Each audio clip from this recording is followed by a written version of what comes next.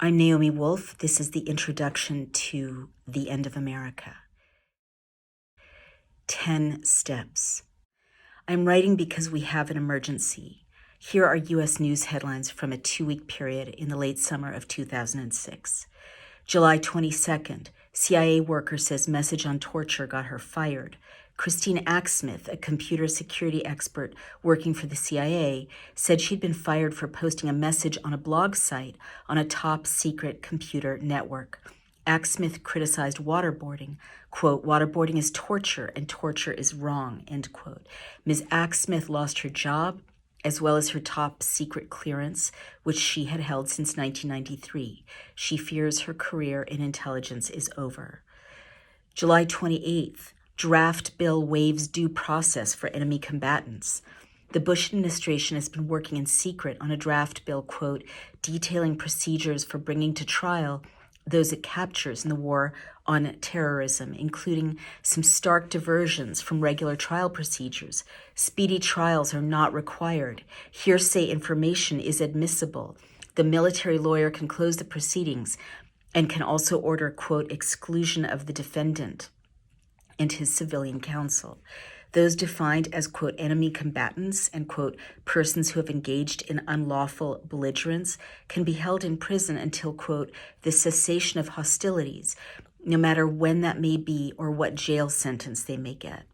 July 29th, quote, the court under siege, end quote. In June 2006, the Supreme Court ruled that denying prisoners at Guantanamo judicial safeguards violated the Geneva Conventions and U.S. law. The Supreme Court also insisted that a prisoner be allowed to be present at his own trial. In response, the White House prepared a bill that, quote, simply revokes that right, end quote.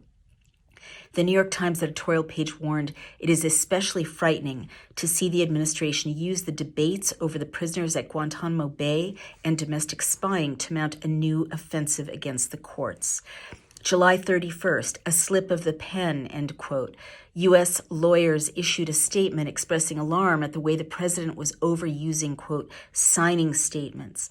They argued that this was an exertion of executive power that undermined the Constitution. Said the head of the American Bar Association, the threat to our republic posed by presidential signing statements is both imminent and real unless immediate corrective action is taken.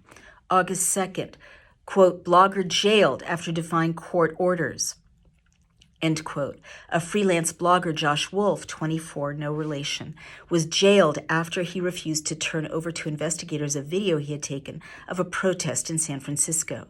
Jane Kirtley, a professor of media ethics and law at the University of Minnesota, said that although the jailing of American journalists was becoming more frequent, Mr. Wolf was the first American blogger she knew of to be imprisoned by federal authorities.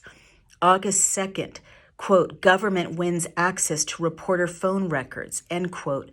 A federal prosecutor may inspect the telephone records of 2 New York Times reporters in an effort to identify their confidential sources, according to the New York Times. A dissenting judge speculated that in the future, reporters would have to meet their sources illicitly, like drug dealers meeting contacts, quote, in darkened doorways. August 3rd, strong arming the vote. In Alabama, a federal judge took away powers over the election process from a Democratic official, Secretary of State Worley, and handed them over to a Republican governor. Quote, party politics certainly appears to have been a driving force, argued the Times. The Justice Department's request to shift Ms. Worley's powers to Governor Riley is extraordinary. When Worley sought redress in a court overseen by a federal judge aligned with the Bush administration, she wasn't allowed her chosen lawyer. It was, quote, a one-sided proceeding that felt a lot like a kangaroo court, end quote, cautioned the newspaper. She lost. Why am I writing this warning to you right now in 2007? After all, we have had a congressional election giving control of the House and the Senate to Democrats. The new leaders are at work. Surely, Americans who have been worried about erosions of civil liberties and the destruction of our system of checks and balances can relax now. See, the system corrects itself. It is tempting to believe that the basic machinery of democracy still works fine and that any emergency threatening it has passed, or worst case, can be corrected in the upcoming presidential election. But the dangers are not gone. They are regrouping. In some ways, they are gaining force. The big picture reveals that 10 classic pressures that have been used in various times and places in the past to close down pluralistic societies, were set in motion by the Bush administration to close down our own open society. These pressures have never been put in place before in this way in this nation. A breather is unearned. We can't simply relax now. The laws that drive these pressures are still on the books. The people who have a vested interest in a less open society may be in a moment of formal political regrouping, but their funds are just as massive as before, their strategic thinking unchanged, and their strategy now is to regroup so that next time their majority will be permanent. All of us, Republicans, Democrats, Independents, American citizens, have little time to repeal the laws and roll back the forces that can bring about the end of the American system we have inherited from our founders, a system that has protected our freedom for over 200 years. I have written this warning because our country, the democracy our young patriots expect to inherit, is in the process of being altered forever. History has a great deal to teach us about what is happening right now, what has happened since 2001, and what could well unfold after the 2008 election. But fewer and fewer of us have read much about the history of the mid-20th century, or about the ways the founders set up our freedoms to save us from the kinds of tyranny they knew could emerge in the future.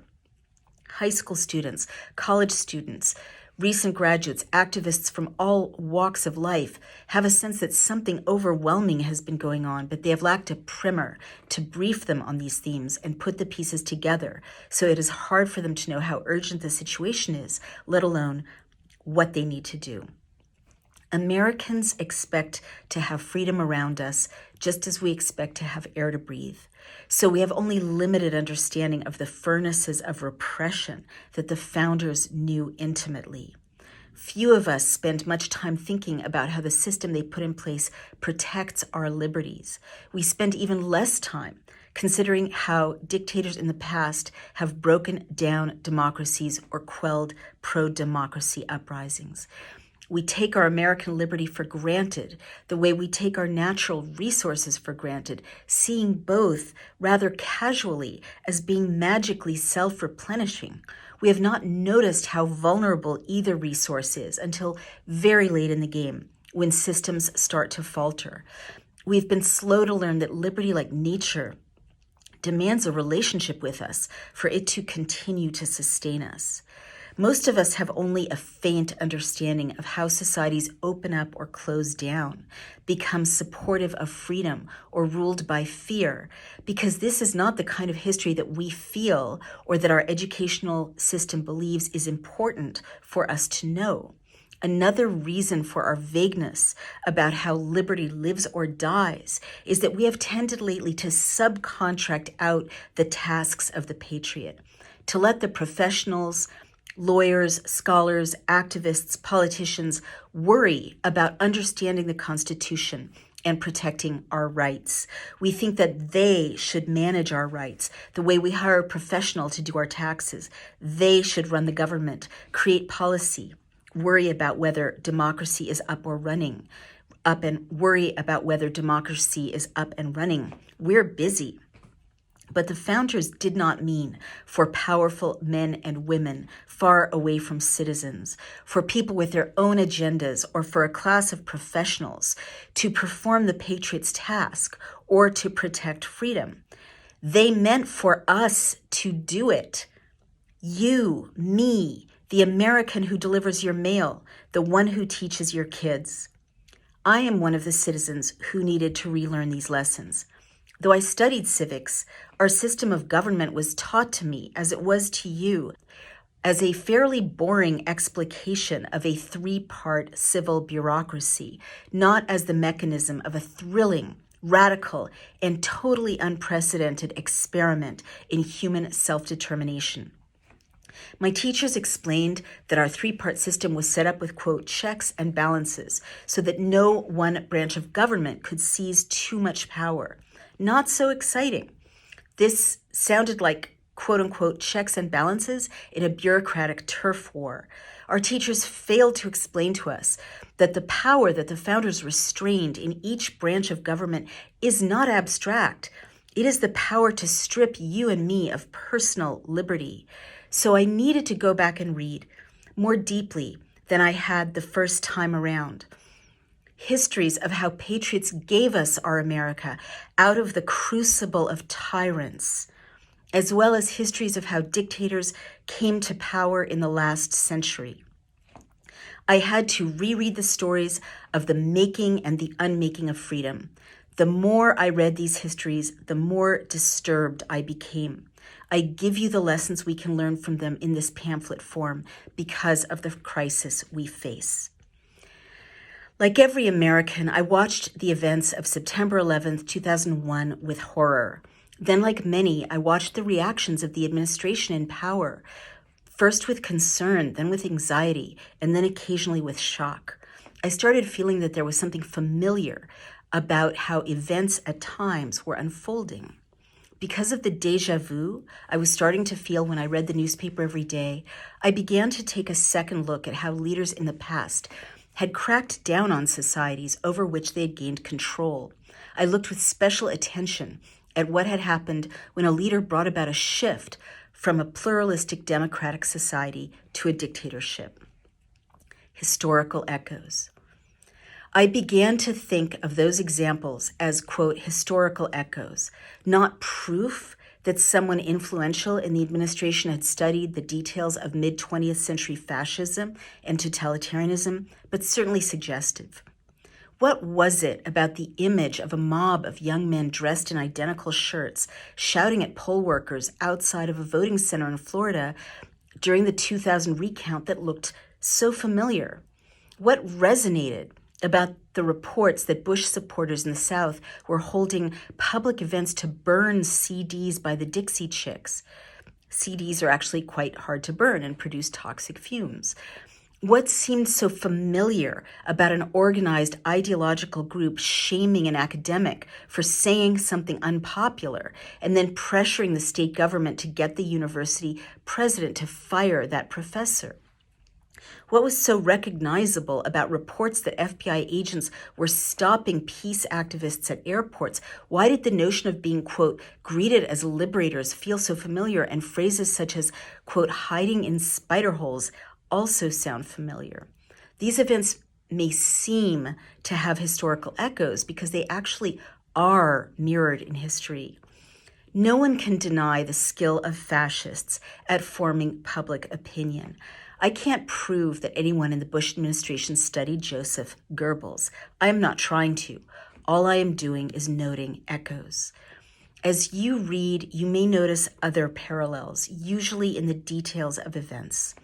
The Bush administration created a policy post 9/11 about liquids and air travel. Increased security restrictions led to airport security guards forcing some passengers to ingest liquids. A Long Island mother, for instance, was forced to drink from 3 bottles filled with her own breast milk prior to boarding a plane at JFK.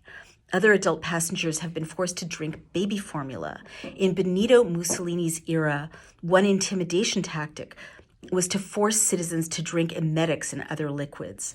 German SS men picked this up. They forced Wilhelm Schollmann, a social democrat leader, for instance, to drink castor oil and urine. Of course, baby formula is not an emetic, but a state agent, some agents are armed, forcing a citizen to ingest a liquid is a new scene in America. In 2002, the Bush administration created and named the Department of Homeland Security. White House spokespeople started to refer to the United States unprecedentedly as, quote, the homeland. American presidents have before now referred to the United States as, quote, the nation or, quote, the republic, and to the nation's internal policies as, quote, domestic.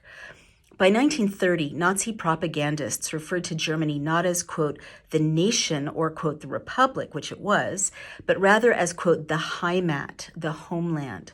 Homeland is a word that memoirist Ernestine Bradley, who grew up in Nazi Germany, describes as saturated with nationalist power. Heimat is a German word which has no satisfactory equivalent in other languages. It denotes the region where one has been born and remains rooted. Longing to be in the Heimat causes the incurable disease of Heimweh. Deputy Führer Rudolf Hess, introducing Hitler at a Nuremberg rally, said, "Thanks to your leadership, Germany will be attainable as the homeland for all Germans in the world." A Department of Homeland Security is simply a bureaucracy capable of mistakes. A department protecting our, quote, homeland has a different authority. In 2001, the USA Patriot Act let the federal government compel doctors to give up confidential medical records without a warrant demonstrating probable cause. Your previously private interaction with your doctor is now subject to state scrutiny. Nazi law in the 1930s required German doctors to disclose citizens' previously private medical records to the state. In 2005, Newsweek reported that Guantanamo prisoners had seen the Quran being flushed down toilets. Under pressure from the White House, the magazine ran a correction. It had not interviewed direct witnesses to the practice, but human rights organizations did confirm accounts of similar abuses of the Quran.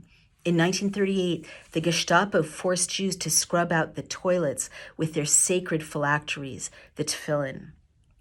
Amnesty International reports that U.S. interrogators torment prisoners in Iraq by playing heavy metal at top volume into their cells day and night. In 1938, the Gestapo tormented imprisoned Austrian Premier Kurt von Schuschnigg by keeping the radio on at top volume night and day. An Iraqi human rights group complained that in 2004, U.S. forces seized the innocent wives of suspected insurgents and held the women hostage to pressure their husbands to turn themselves in. In Joseph Stalin's Russia, secret police took hostage the innocent wives of dissidents accused of, quote, treason, to pressure their husbands to turn themselves in. When the United States invaded Iraq, Vice President Dick Cheney promised that we would, quote, be greeted as liberators. When the German army occupied the Rhineland, Nazi propaganda asserted that the troops would be welcomed as liberators. President Bush argued that the prisoners in Guantanamo Bay could be treated harshly because they were not covered by the Geneva Conventions. Nazis asserted that the troops invading Russia should treat the enemy specially brutally because they were not covered by the Hague Conventions. After 9/11, then National Security Advisor Condoleezza Rice and Vice President Cheney coined a new phrase. America was now on a, quote, war footing. Superficially, it was a stirring word choice, but if you thought about it, it was also kind of an odd word choice because America was not actually at war. What is a war footing? Nazi leaders explained after the Reichstag fire that Germany, which was not actually at war, was from then on a permanent Kriegfuß, literally a war footing. The Bush White House, quote, embedded reporters with U.S. military units in Iraq. Uncritical coverage of the war expanded considerably. National Socialist propaganda officials embedded reporters and camera crews with their own armed forces. Filmmaker Leni Riefenstahl was embedded with Nazi troops in Poland.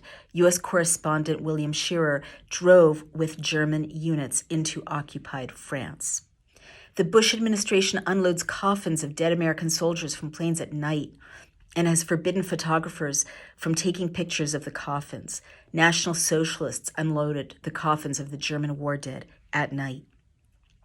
The White House announced beginning in 2002 that there were terrorist, quote, sleeper cells, end quote, scattered throughout the nation.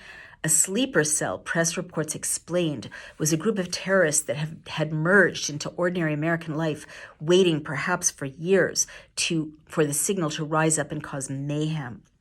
A wave of reporting asserted that the FBI had located a sleeper cell in Lodi, California, after an informant had been paid hundreds of thousands of dollars to spy on Muslims. The FBI detained a Muslim father, Umair Hayat, and his son, Hamid Hayat. The two men explained that they had confirmed an imaginary sleeper cell to end a terrifying series of interrogations. Another much publicized sleeper cell identified 4 Muslim men in Detroit. Attorney General John Ashcroft claimed that the men had had advanced knowledge of 9/11. Federal authorities charged that they were part of a sleeper cell plotting attacks against Americans overseas, as news reports put it. The Justice Department heralded the arrests as one of its biggest hits in the war on terror. The phrase sleeper cell entered deeply into the American unconscious, even becoming the plot of a 2005 TV movie. But in 2006, Richard Convertino, the prosecutor of the Detroit case, was indicted on charges of trying to present false evidence at the trial and concealing other evidence in his attempt to back up the government's theory about the men. All charges were dropped against the men, and the Justice Department quietly repudiated its own case. But you probably didn't hear about that. And the creepy sleeper cell narrative stayed in the atmosphere to trouble your dreams. Sleeper cell was a term most Americans had never heard before. It is a phrase from Stalin's Russia, where propagandists said that imaginary cells, consisting of agents of, quote, international capitalism, that is us, had been sent by the US government to infiltrate Soviet society. These secret agents would pose as good Soviet comrades, living quietly among their neighbors, but just awaiting the day when at a signal they would all rise up to commit mayhem. When the 2006 terrorist plot against US-bound planes was uncovered in London, an FBI official gave a much-quoted soundbite. If this plot had actually occurred, the world could have stood still. If this plot had actually occurred, the world would have stood still. FBI guys don't usually speak in cadences of dark poetry. Of his plans in 1940, Hitler said, "The world will hold its breath." These echoes are worth noticing, but are not ultimately that important. What is important, though, are the structural echoes you will see. The way dictators take over democracies or crush pro-democracy uprisings by invoking emergency decrees to close down civil liberties, creating military tribunals, and criminalizing dissent. Those echoes are important. So I read about Mussolini's Italy in the 1920s, Stalin's Russia, and Hitler's Germany in the 1930s. I read about East Germany in the 1950s and Czechoslovakia in the 1960s and Chile in 1973, as well as about other Latin American dictatorships. I read about communist China in the late 80s and early 90s. The countries I looked at were very different, of course, and the violent dictators had a broad range of ideologies. Stalin imposed totalitarianism over a communist state, itself built upon the ruins of a toppled monarchy. Mussolini and Hitler both came to power legally in the context of fragile parliamentary democracies.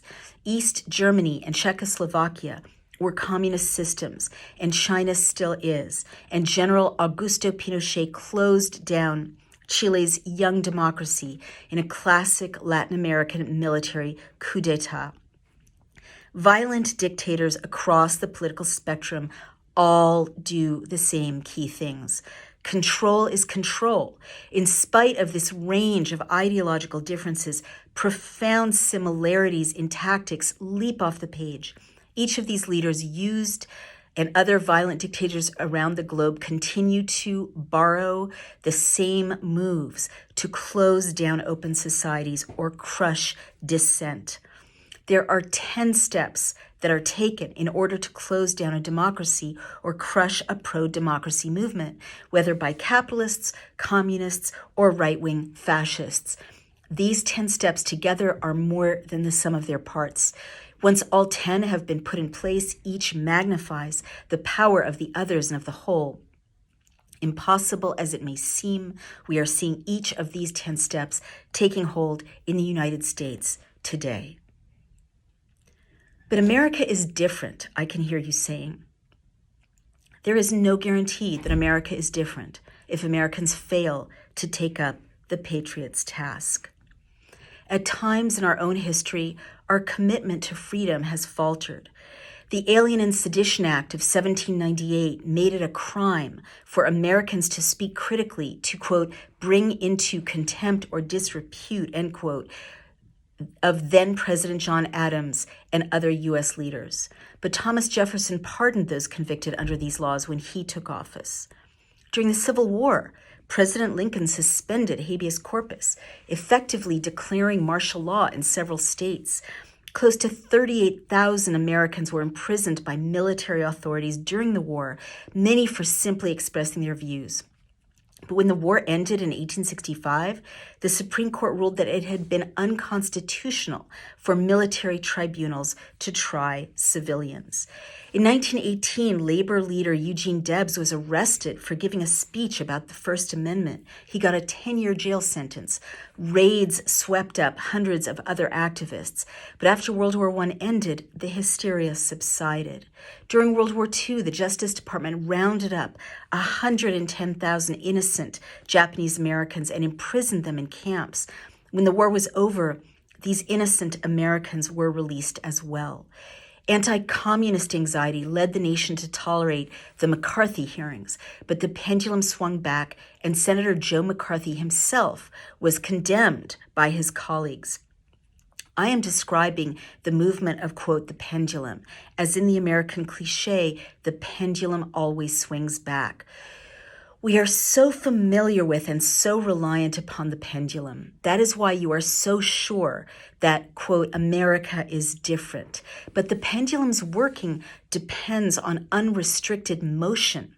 In America, up until now, the basic checks and balances established by the founders have functioned so well that the pendulum has always managed to swing back.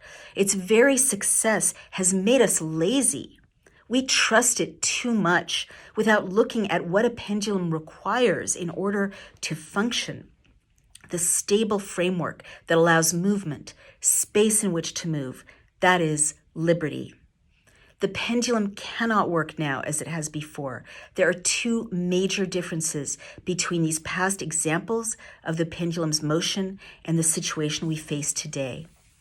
First, as Bruce Fein of the American Freedom Agenda and writer Joe Conason have both noticed, previous wars and emergencies have had endpoints. But President Bush has defined the current conflict with global terrorism as being open-ended. By the way, speaking in 2021, the coronavirus pandemic is also open-ended.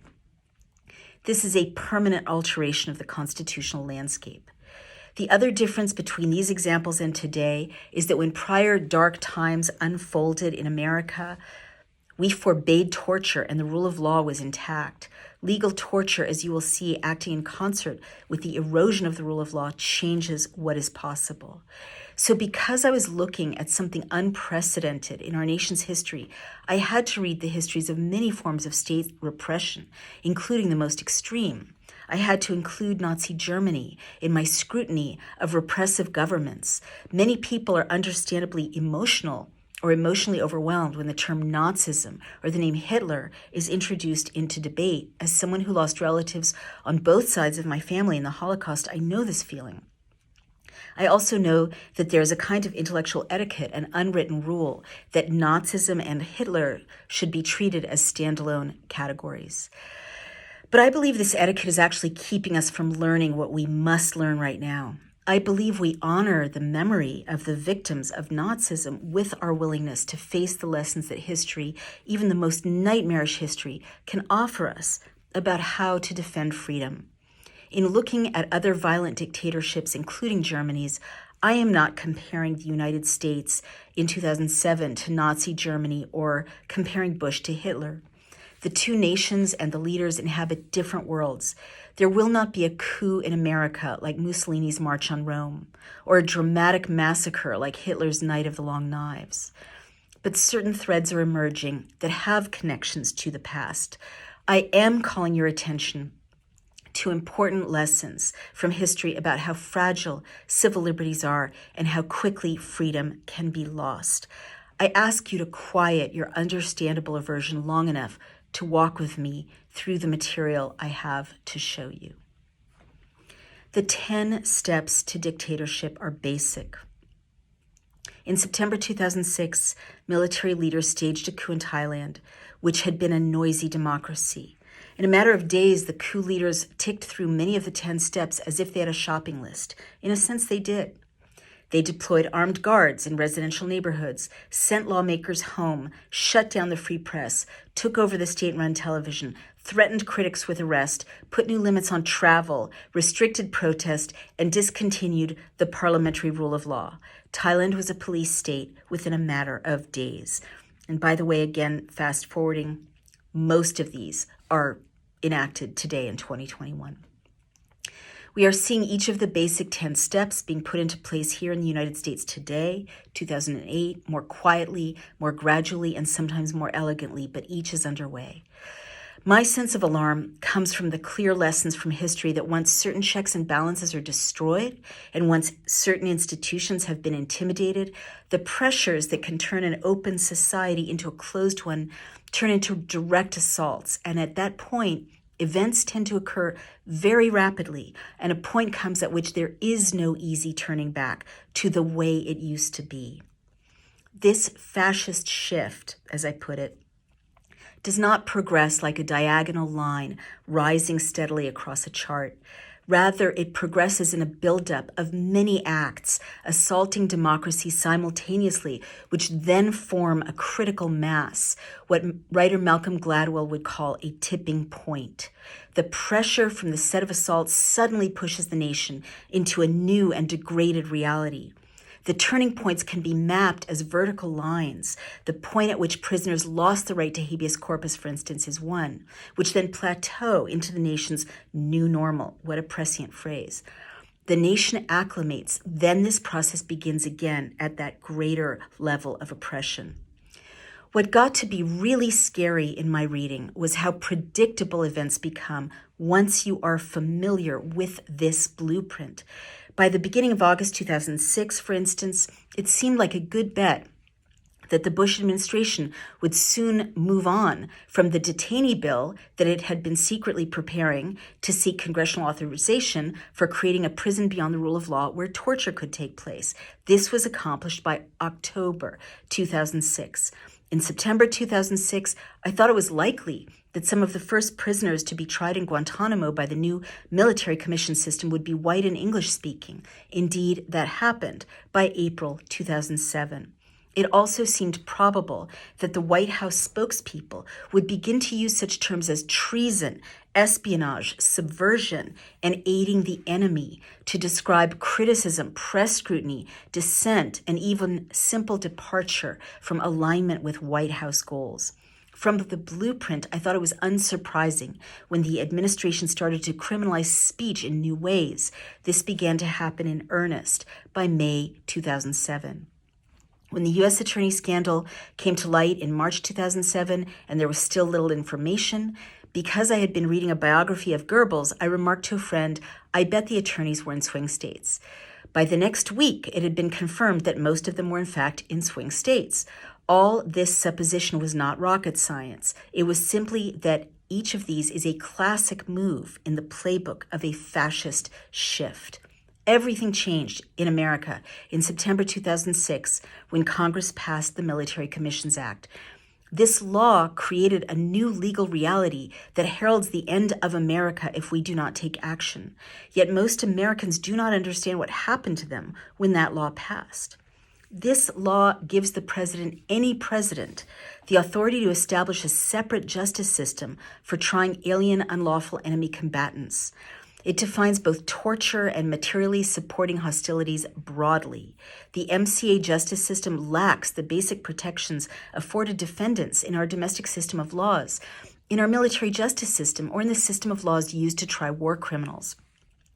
Nazi leaders got better civil liberty protection than alien enemy combatants did, as did perpetrators of genocide like Slobodan Milosevic, and persons accused by the president or his designees of being alien unlawful enemy combatants are forbidden from invoking Geneva Conventions, a treaty that represents the basic protections of justice common to all civilized nations. And again, I'll note many of the Geneva Convention protections are not being allowed 2 people in lockdown in 2021.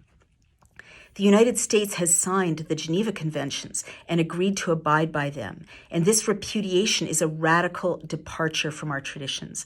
Under the MCA, the government can use, quote, coerced interrogation to obtain evidence. Finally, and perhaps most damagingly, the MCA denies unlawful alien enemy combatants the right to challenge the legitimacy of their confinement or treatment. So while the MCA provides all sorts of rules that the military is supposed to follow, it'll be difficult, if not impossible, to hold anyone accountable for breaking those rules. But this is not all. The president and his lawyers now claim the authority to designate any American citizen he chooses as being, quote, an enemy combatant, and to define both, quote, torture and, quote, material support broadly. They claim the authority to give anyone in the executive branch the power to knock on your door, seize you on the street, or grab you as you are changing planes in Newark or in the Atlanta airport, blindfold you and put earphones on you, take you to a cell in a Navy prison, keep you in complete isolation for months or even years, delay your trial again and again, and make it hard for you to communicate with your lawyer. The president claims the authority to direct agents to threaten you in interrogations and to allow into your trial things you could confessed to while you were being mistreated. The president claims the authority to do any of those things to any American citizen now on his say-so alone. Let me repeat this. The president asserts he can do this to you even if you have never committed a crime of any kind. Enemy combatant is a status offense, meaning that if the president says you are one, then you are. Human rights groups raised the alarm early on about what this law might mean to the many innocent foreign detainees who had been swept up in the machinery of Afghan prisons and sent to Guantanamo. Some congressional leaders have warned us about what this law might do to our own soldiers if they are taken as POWs, but most ordinary citizens did not understand what Congress had done. Not to anonymous, possibly scary brown people on a faraway island, but to them. Most Americans still do not understand.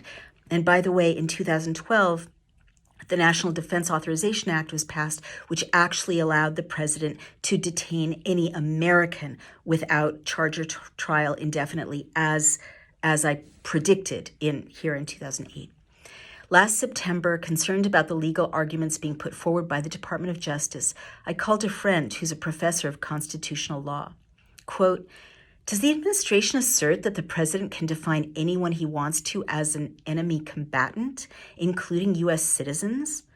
End quote, I asked. Yes, he replied. Quote, and does it argue that courts must defer to the government's assertions that someone should be held as an enemy combatant even when it presents no direct evidence? I asked. Yes, he replied. Quote, so doesn't that mean they are saying that now any of us, for any reason the president decides, can be seized off the street and imprisoned in isolation for months and interrogated? I asked. Yes, he said. So why isn't anyone saying that? I asked. Some people are, but a lot of people probably think it would just sound crazy, he replied.